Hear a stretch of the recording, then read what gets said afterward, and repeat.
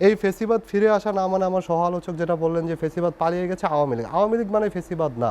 এনসিপির যে দাবি বা যে বড় ধরনের যে পরিবর্তন, নতুন রাজনৈতিক বন্দোবস্তের কথা আপনারা যেটি বলছেন, সেখানে আর কি যে পরিবর্তন সংস্কার যেটি আসুক, এই এই বেসিক জায়গাগুলোতেই কিন্তু বিএনপির একটা বড় আপত্তি আছে। আপনার কি মনে হয় যে বিএনপি যে কথাগুলো বলছে সেগুলো এখন বেশ যৌক্তিক?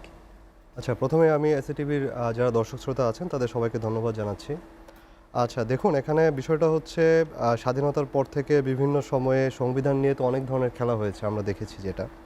এবং সংবিধানের যতগুলো সংশোধনী হয়েছে তার বেশিরভাগই ক্ষমতাকে আঁকড়ে ধরে রাখার জন্যই আসলে হয়েছে। তো গত 5ই আগস্টের যে আমাদের যে ছাত্র জনতার অভ্যুত্থান ছিল, সেই অভ্যুত্থান শুধুমাত্র একটি নির্বাচন করার জন্য অভ্যুত্থান ছিল না। সেটা আসলে ছিল এই যে একটা 5 বছর পর পর কিংবা দেখা যায় একটা সরকার থেকে আরেকটা সরকারের যখন ক্ষমতা হস্তান্তর হয়, সেই প্রক্রিয়াটা একটা গৃহযুদ্ধ অবস্থা সৃষ্টি হয় দেশে। প্রচুর হানাহানি, প্রচুর হতাহতের ঘটনা, প্রচুর জানমালের ক্ষয়ক্ষতি হয়। সেই অবস্থা আসলে বাংলার মানুষ দেখতে চায় না আর। সেই কারণেই এই ফ্যাসিবাদের বিরুদ্ধে তাদের আন্দোলন, এবং এই কারণে আসলে সংস্কারের কথাটা উঠে আসে বারবার উঠে আসে যে এমন কোনো ব্যবস্থা, যে ব্যবস্থায় আমরা আবার কোনো হানাহানি দেখব না, আবার আমরা দেখব না একটা সরকার আসার পর পরবর্তী আরেকটা সরকারের কাছে ক্ষমতা হস্তান্তরের সময় আবার সেই হানাহানি, সেই খুনোখুনি অবস্থা, সেই লগি বৈঠার তাণ্ডব। তো এই কারণে আমরা সবার প্রথমে জোর দিতে চাই সংস্কারের উপর। এমন একটা ব্যবস্থা আমরা সৃষ্টি করতে চাই যে ব্যবস্থার কারণে যেই ফেসিবাদ আমাদের মধ্যে সওয়ার হয়েছিল, সেই ফেসিবাদ যেন আবার ফিরে আসতে না পারে। এই ফেসিবাদ ফিরে আসা না মানে আমার সহ-আলোচক যেটা বললেন যে ফেসিবাদ পালিয়ে গেছে আওয়ামী লীগ। আওয়ামী লীগ মানে ফেসিবাদ না। ফেসিবাদ মানে একটি কাঠামো, যেই কাঠামো আমাদের সংবিধানের মধ্যে বিদ্যমান আছে। আমরা সেই ফেসিবাদের কাঠামোটাকে পরিবর্তনের কথা বলছি।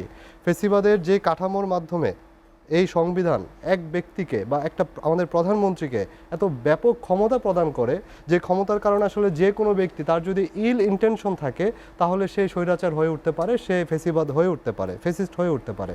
তো আমাদের আসলে দাবিটা বলেন, আমাদের আন্দোলনটা বলেন বা আমাদের চাওয়াটা আসলে সেই জায়গায়, এবং আমরা মনে করি মানুষও আসলে সেটাই চায় যে আবার যেন নতুন করে কোনো এক ব্যক্তি বা কোনো এক গোষ্ঠী আবার বাংলাদেশের এই ক্ষমতাকে আঁকড়ে ধরে মানুষের মধ্যে আবার হানাহানি, আবার সেই জানমালের ক্ষয়ক্ষতির যেন রাজনীতি, অপরাজনীতি যেন ফেরত না আসে, আমরা সেটাই চাই। বিএনপি যে প্রধানমন্ত্রী ক্ষমতা কমাতে চায় না, আপনি এটাকে কিভাবে দেখেন? আপনি যে বললেন যে ওই ক্ষমতা থাকলে যেই আসুক, যে দলই আসুক, সে ইচ্ছা করলে সে ফ্যাসিস্ট বা ফ্যাসিজম কায়েম করতে পারে। দেখুন, এখানে আমাদের যদি সংবিধানের মধ্যে যান, আপনি দেখবেন যে একমাত্র রাষ্ট্রপতি, প্রধান বিচারপতি নিয়োগ বাদে বাকি সকল ক্ষেত্রে উনি প্রধানমন্ত্রীর সুপারিশক্রমে, প্রধানমন্ত্রীর পরামর্শক্রমে উনি সব কাজ করেন। প্রধানমন্ত্রী আমাদের 55 অনুচ্ছেদে বলা আছে উনি যেরূপ ইচ্ছা, উনি সময়ে সময়ে যা মনে চান, উনি আজকে একজন মন্ত্রী আছেন তাকে মন্ত্রী থেকে বাদ দিয়ে দিতে পারেন। উনার নির্বাহী ক্ষমতা ব্যাপক, এত ব্যাপক ক্ষমতা একজন ব্যক্তির হাতে দেওয়াটা আমরা মনে করি এর ইতিহাস, আমরা যদি ইতিহাস থেকেই তো শিক্ষা নিব, ইতিহাসে আমরা দেখেছি যে এর অবস্থা খুব একটা ভালো না।